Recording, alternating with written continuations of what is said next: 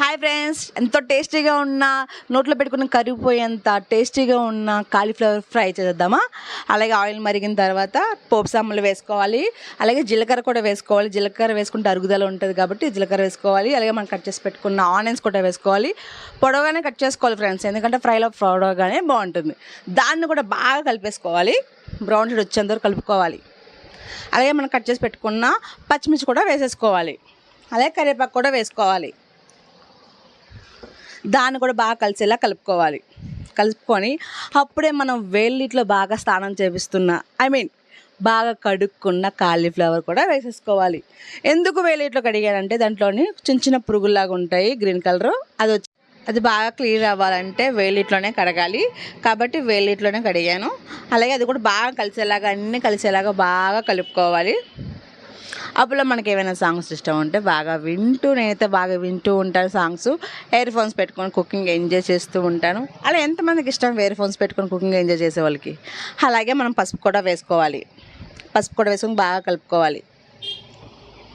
కలుపుకొని కొద్దిసేపు ఎంతసేపు పట్టదు, ఒక 2 నిమిషాలు, ఒక 3 నిమిషాలు మూత పెట్టుకొని వదిలేయాలి. సిమ్లోనే పెట్టాలి. అలాగే ఇప్పుడు చూడండి, అబ్బాబ్బాబ్బా ఊరికే మగ్గిపోతుంది. అంటే మగ్గిపోవడం అంటే బాగా ఉడికిపోవడం అట. బాగా చూసారా ఎంత ఫాస్ట్గా ఉడుకుతుంది, ఎందుకంటే ఇది కాలీఫ్లవర్ కాబట్టి తొందరగానే ఉడికిపోతుంది. దాన్ని కూడా కలిసేలా బాగా కలుపుకొని చూస్తారా బ్రౌన్ కలర్ వచ్చింది. అలాగే మనం సరిపోయేంత కారం వేసుకోవాలి. మేమైతే కారం ఎక్కువగానే తింటాం కాబట్టి కారం కూడా వేసేసుకున్నాను. అలాగే చూసుకొని ఫ్రై కాబట్టి చూసుకొని సాల్ట్ కూడా వేసుకోవాలి. దాన్ని కూడా కలిసేలా కలుపుకోవాలి. గరం మసాలా మర్చిపోకండి, ఎందుకంటే వెజిటేబుల్లో గరం మసాలా చాలా ఇంపార్టెంట్. అది కూడా వేసుకొని కలుపుకోండి. లేని వాళ్ళు వేసుకోపోయినా పర్లేదు. అది కూడా బాగా కలుపుకున్నాం కదా, కొద్దిసేపు ఒక 2 నిమిషాలు మూత పెట్టుకోవాలి. ఇప్పుడు తీయాలి.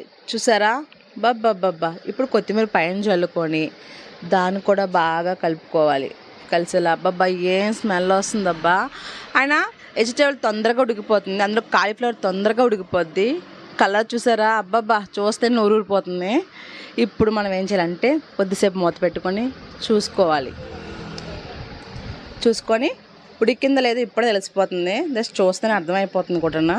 అలాగే ఒకటి పట్టుకొని నొక్కాలి దాన్ని. ఇంకా మీకు బాగా అర్థం కావాలంటే ఇంకొకసారి చూడండి. అదే బాగా కలుపుకొని ఇంకో పీస్ కూడా తీసుకుందాం. చూసారా, అసలు ఊరికి ఇలా పట్టుకుంటే నలిగిపోతుంది. ఇంకేంటి ఆలోచన, ప్లేట్లో వేసుకున్నాను. వేడివేడి చపాతీతో వేడివేడి కర్రీ కాలీఫ్లవర్ ఫ్రైతో ట్రై చేశాను. సూపర్ అంటే సూపర్ ఉంది. మీకు నచ్చితే లైక్ చేయండి, షేర్ చేయండి.